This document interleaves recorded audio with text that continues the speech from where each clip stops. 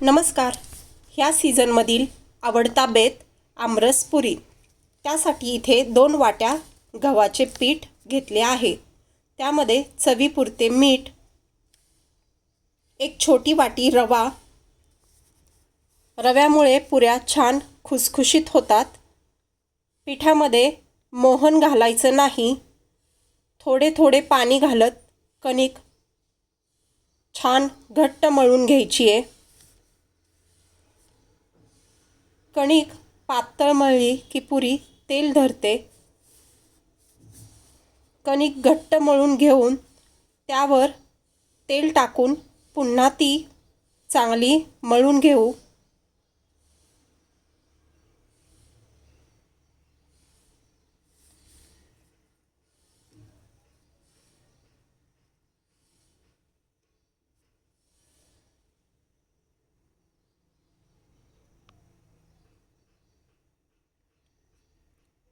दहा ते 15 मिनटं भिजण्यासाठी ठेवून देऊ.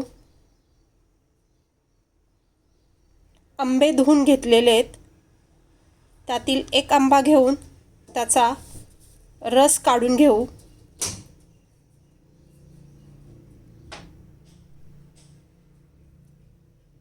त्यामध्ये घालू वेलची पावडर,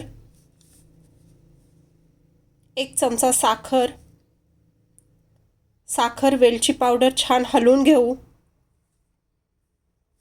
रस फ्रीजमध्ये ठेवून देऊ. 15 ते 20 मिनिटांनी कणिक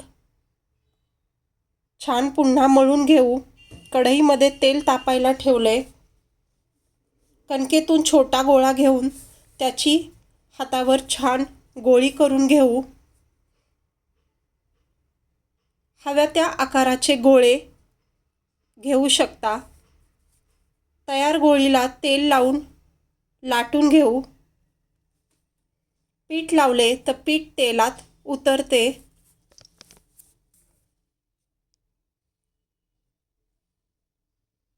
तेलात थोडंसं पीठ टाकून बघितलं, कणिक टाकून बघितली आहे.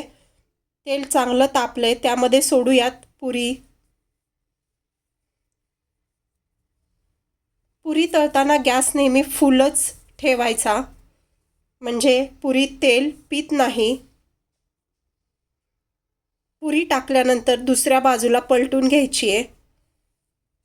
शक्यतो पुरी एकदाच पलटी करायची. तळलेली पुरी झाऱ्यावर धरायची, म्हणजे तेल निथळून जातं. याच पद्धतीने दुसरी पुरी करून तीही तळून घेऊ. राहिलेल्या बाकीच्या पुऱ्या पण तळून घेऊ.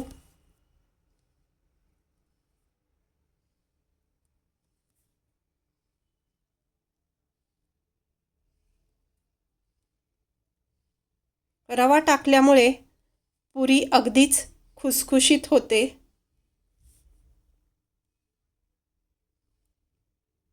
एक पालक खिचा तळलाय.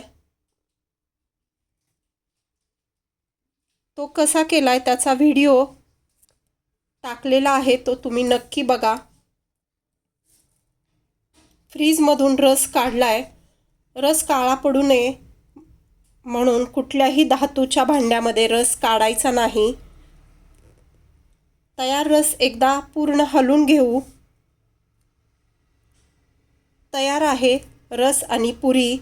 तुम्हाला आमचा व्हिडिओ आवडला असेल तर लाईक, शेअर, सबस्क्राईब करा.